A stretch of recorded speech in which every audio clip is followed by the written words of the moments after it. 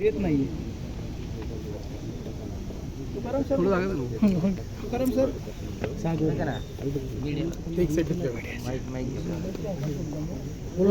तुकाराम पुढे गणेश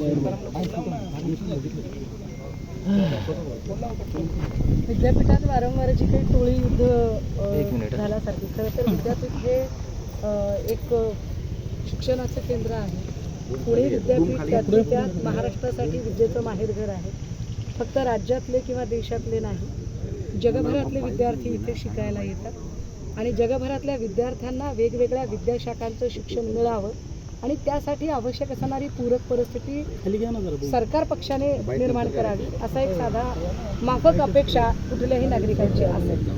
परंतु विद्यापीठामध्ये मागच्या 2-3 वर्षांपासून जे सगळे गैरप्रकार चालू आहेत आणि विशेषतः विद्यापीठांमध्ये लिटरली टोळी युद्ध पेटल्यासारखी जी टोळी युद्ध पेटत आहेत किंवा आंदोलन करणाऱ्या विद्यार्थिनींना मारहाण ज्या पद्धतीची झाली, मागच्या काही महिन्यामध्ये विद्यार्थिनींना मारहाण झाली, ज्या लेफ्टिस्ट होत्या, वेगवेगळ्या चळवळीतून आल्या होत्या अशाही विद्यार्थिनींना मारहाण झाली.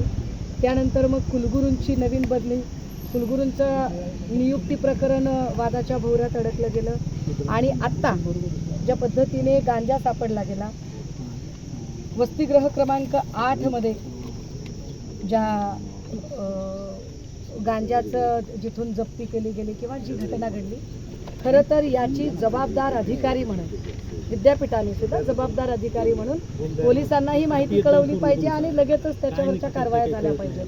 मात्र आम्ही ती वस्तू तपासत आहोत, आम्हाला माहीत नाही आहे, आम्ही ती बघू, अशा सगळ्या म्हणजे टोलवा टोलवीचे जे काही सगळी एकूण कार्यप्रणाली त्यांची चालू आहे आणि या सगळ्यांच्या मधून अनेक प्रश्न निर्माण होतात. आधीच सगळं पुणे हे अंमली पदार्थांच्या विळख्यात अडकत चाललेलं आहे. अशा पब आणि बार या सगळ्यांमध्ये हे सगळं चालू असल्यामुळे पेपर दाखव मग. हे बघा हे जो 8 नंबरचा वसतिगृह आहे ना त्याच्यामध्ये सापडलेला दुसरं दाखवतो. घेणार आहे का ते? झालं व्हिज्युअल करून घ्या बघा. हा दुसरा ताईने आतमध्ये बोलून आले की मग बाकीचं घ्या. ठीक आहे, येते. ज्या वसतिगृह क्रमांक 8 मध्ये गांजा सापडल्याची माहिती विद्यार्थ्यांनी दिली, त्यानंतर तब्बल 10 दिवस उलटून गेल्यावरही या संबंधाने जी आवश्यक कार्यवाही करायला हवी ती कार्यवाही केली नाही किंवा त्या संबंधाने माहिती दिली गेली नाही. मला असं वाटतं की या सगळ्या म्हणजे विद्यापीठ या परिसरामध्ये कुठलंही पक्षीय राजकारण न आणता इथे निव्वळ आणि निव्वळ जर शिकणारी मुलं आहेत तर त्या मुलांच्या भविष्याचा प्रश्न आहे. ही तरुणाई अंमली पदार्थाच्या विळख्यात अडकली जाऊ नये आणि यासाठी विद्यापीठ प्रशासनाने अत्यंत काळजीने कामं केली पाहिजेत.